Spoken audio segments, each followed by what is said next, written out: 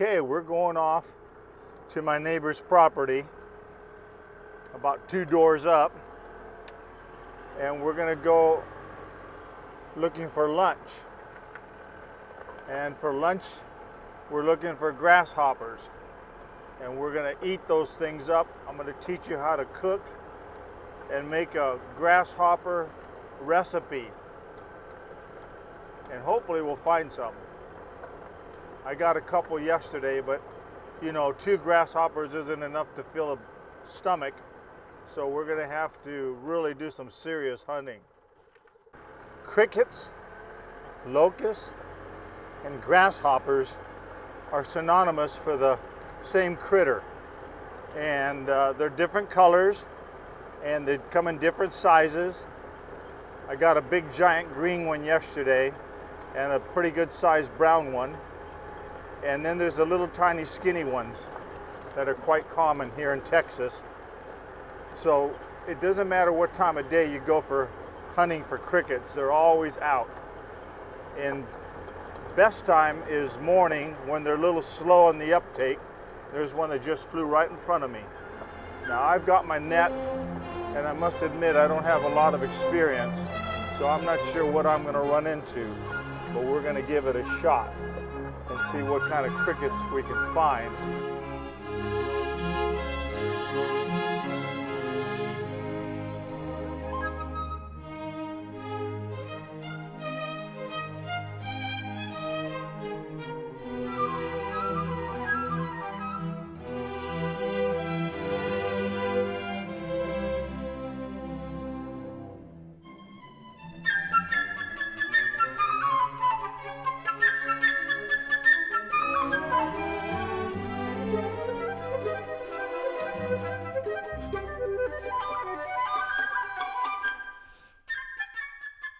I've got to confess that grasshopper hunting is not as easy as it looks. They're cagey, they're fast, and even with my net, I'm having difficulties. It's just got too short a reach. Now, I parked my drone in front of a big old cricket there. I wonder if it's still sitting there. Yeah, I think so. No, it's gone. But no, it's right there. See, it's right there in front of my drone, and I'm going to get really close to show you what it's like, and I'll go and telephoto.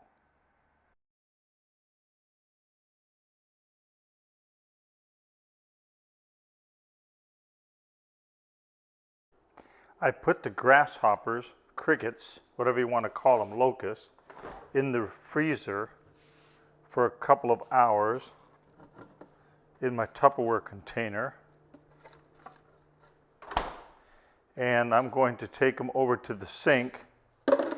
I'm at the sink, so what I'm going to do is I'm going to take them out of the Tupperware and turn on the water, put them in a strainer so I have them all contained in one spot. And then basically you just have to take them apart. You pull the wings off of them because the wings aren't very edible.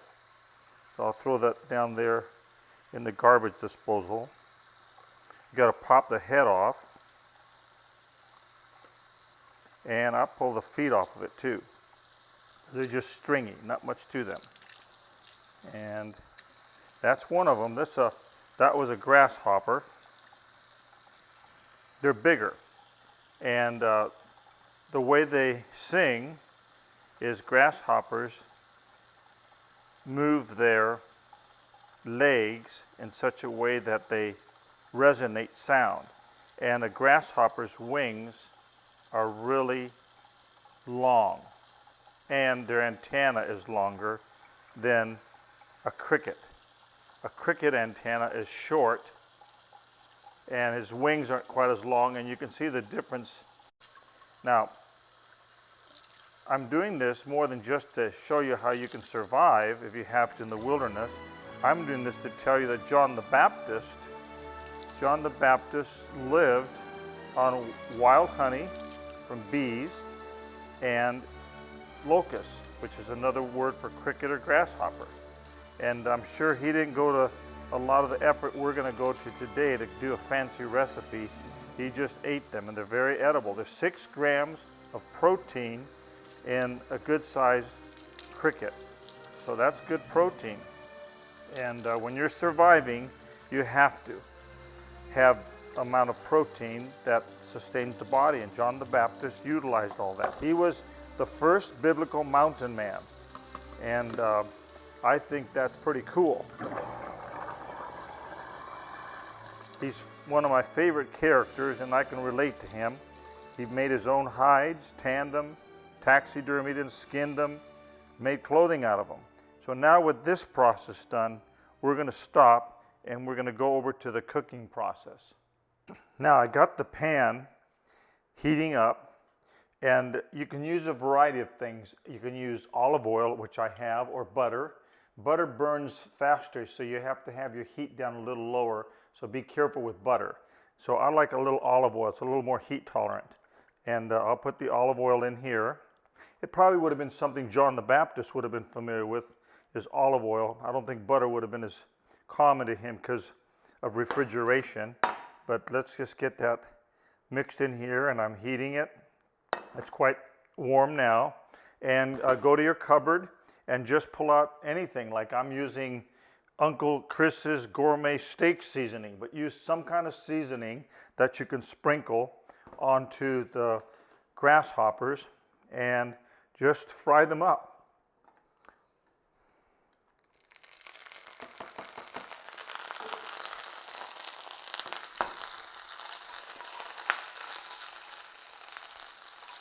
It's like popcorn. And while I'm doing that, I would say that John the Baptist didn't do this for some kind of gourmet eating. He did it out of necessity to survive. It's one of his staple foods. And John the Baptist had a mission in life. He was called of God. He was a wilderness survivor. He lived in the wilderness probably most of his life. He didn't marry, and he spent his time preaching the gospel. And the gospel he preached was the gospel of repentance. We're going to wrap things up with that thought. But with that, I'll just put a little bit of seasoning here. And we'll mix the seasoning up. And I'll give them a little extra taste. That's it. I think it's long enough. There's no rocket science here. You just fry them up. And now you can see what I did. I got myself some crackers, a plate. So I'm going to bring them right over to my plate with my seasoning. Oh yeah, it's looking good. Tiny little critter. That was a small one. I'll turn off my burner. Now, I got sriracha sauce.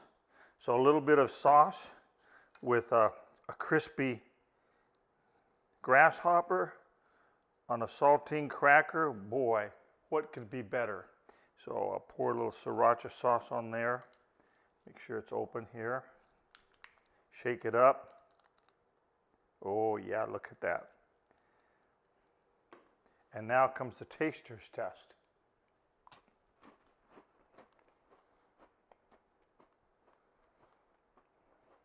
Oh, not bad. Actually, and I want to let you know, there's not going to be a lot of amazing flavor in eating grasshoppers. Again, it's protein, it's survival. What you mostly taste is the cracker and the sriracha sauce. But at least you can impress your friends that you can cook up grasshoppers on your next camping trip. And of course, you'll be the talk of the camp. As I was saying, John the Baptist, his message was the message of repentance. Repentance is the act of turning 180 degrees around from the direction that you're going sinfully and asking God to cleanse you and to forgive you. And so if you recall from the Gospel of John, John the Baptist was in the wilderness and he was preaching repentance to the scribes, the Pharisees, and to the common folk that would come out to see him. He was an oddity and a novelty and a unique person, but his message was necessary. The Bible says he came to prepare the way of the Lord Jesus. In fact, he was the one that water baptized the Lord Jesus and heard the Father say, "This is my beloved Son, in whom I am well pleased." So Jesus submitted to John because he wanted the people to know that his message was legitimate, that there must be an act of repentance to come to Christ and to have the forgiveness of our sins. So repentance is a one-time act where you realize your need for salvation. And then once you receive Christ and you ask him to forgive you and you turn around from what you're doing that is not righteous and in your heart you know is wrong, that's repentance. Now, repentance is also ongoing. This is why in 1 John 1:9 it says, if we confess our sins, he's faithful and just to forgive us of our sins and to cleanse us from all unrighteousness. So we will continue throughout our Christian life, do things that are displeasing to the Lord. So in a sense, we're constantly renewing our mind and repenting from dead works, things that are displeasing to the Father. It's an ongoing process. So I leave you with this word to pause and ponder.